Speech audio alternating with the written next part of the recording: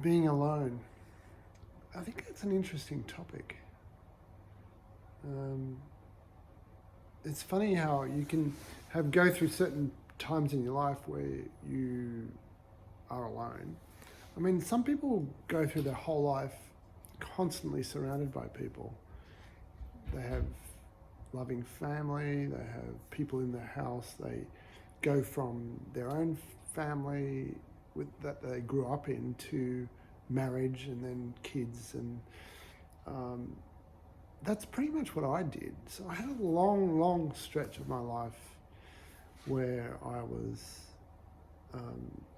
very much surrounded by love and companionship and fun, and then I've come through some periods of my life where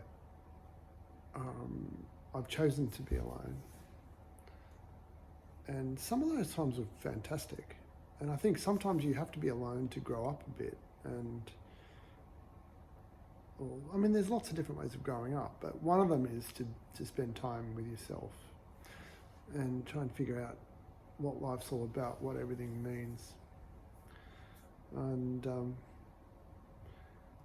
other times you're so, I don't know, tired of yourself or so anxious about things that being alone is very, very troublesome and hard work. And I think I'm going through one of those periods now. It's silly because my son's been with me all year. My beautiful wife Tina passed away in February, not so long ago. And it's not like I haven't had amazing support and amazing friends. And despite COVID, I'm kind of lucky with my job that I'm out and around and doing stuff. And I'm doing useful stuff, and I'm doing important stuff and complicated stuff. And that remains a very strong part of my life. I see people in my job all the time. I see patients. I operate on patients. I help people, and it's good. But I guess everyone in this time is going through a huge period of anxiety with the virus, and it's not just the virus, but it's everything that goes with it. It's the social restrictions, it's the lack of contact with people, it's the lack of freedom to travel. And I think there's anxiety upon anxiety in a lot of people. But I guess I'm kind of making this to reach out to people that are really struggling when they're alone. It's a thing, it's almost embarrassing, and you know, I guess for people who are aware of other people that are alone, to think of them and reach out a little bit to people that are alone. So yeah, I have moments where I'm totally happy. I've got a lot of more growing to do in life, a lot more, you know, and a lot more living to do. And despite all this virus and how it's affecting everybody, I mean, we in Sydney have relative freedom. We can go to pubs, we can go to restaurants, and we can meet people, we can meet friends.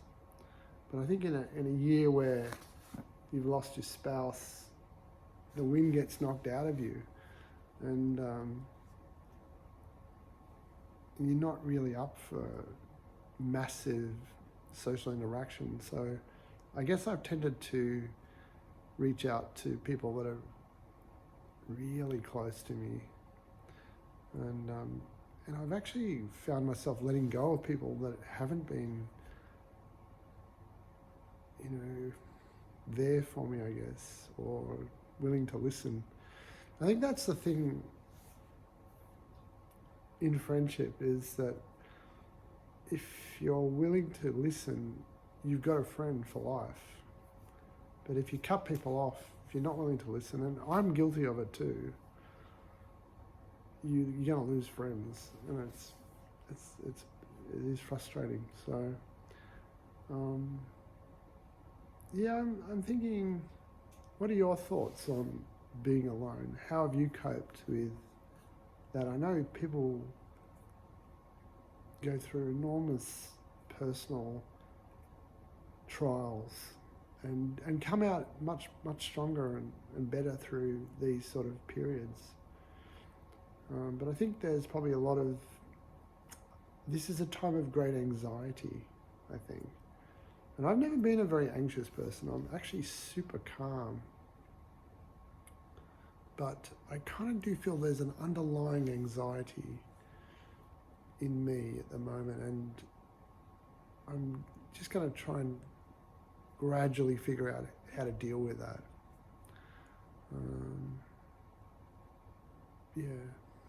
So there's pressures with grieving children, with grieving parents that are actually not coping real well, and there's anxiety around all of those really important relationships.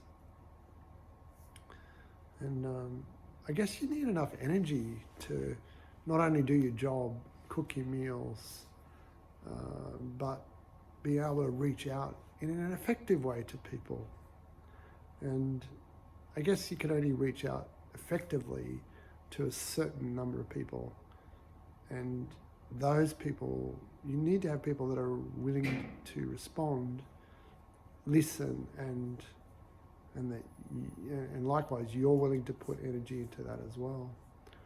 So yeah, I think I've been very blessed in my life with so many people that have been willing to listen and put up with me. So I'm still filled with hope, and I've got to kind of get out of my own funk, and so have the energy to reach out better.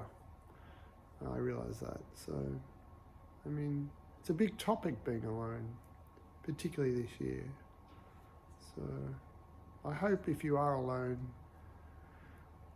you have people you can reach out to and you have the energy to do that. I really hope that for you.